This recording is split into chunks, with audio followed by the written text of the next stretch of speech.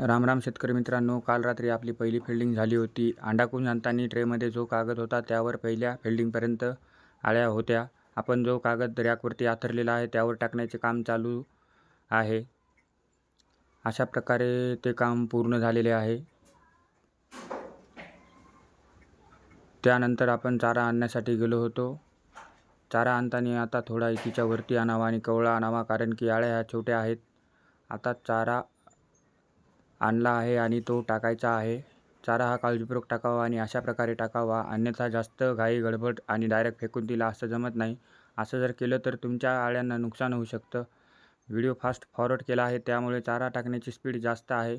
अशा प्रकारे चारा टाकण्यात येतो. हळूहळू चारा टाकावा.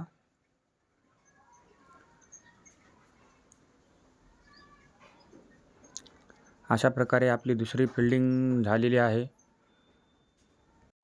ट्रेमधल्या कागदावर आळ्या होत्या त्यावर काही पाणी टाकले आहे, कारण की ज्या आळ्यावरती यायच्या राहिल्या आहेत त्या पानावर येतील, त्यामुळे ते पाणी टाकले आहेत.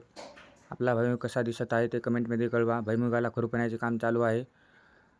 काल जी वाळू या डब्याच्या साहाय्याने वरती नेण्यात आली होती, ती तेलाच्या पिप्यामध्ये मिनी स्प्रिंकलर बसवले आहेत, त्यामुळे शेडचे तापमान मेंटेन ठेवण्यासाठी ती वाळू टाकण्यात आली होती. तिसऱ्या फिल्डिंगचा चारा आणला आहे. अशा प्रकारे चारा टाकण्याचे काम चालू आहे. संध्याकाळी अंधार झाला त्यामुळे चारा उशीर झाला टाकण्यासाठी. अशा प्रकारची बॅटरी लावली होती. चारा टाकून झालेला आहे आणि कुठे कमी पडला आहे त्यामुळे बॅटरी लावून पाहत आहोत. अशा प्रकारे तिसरी फिल्डिंग झालेली आहे.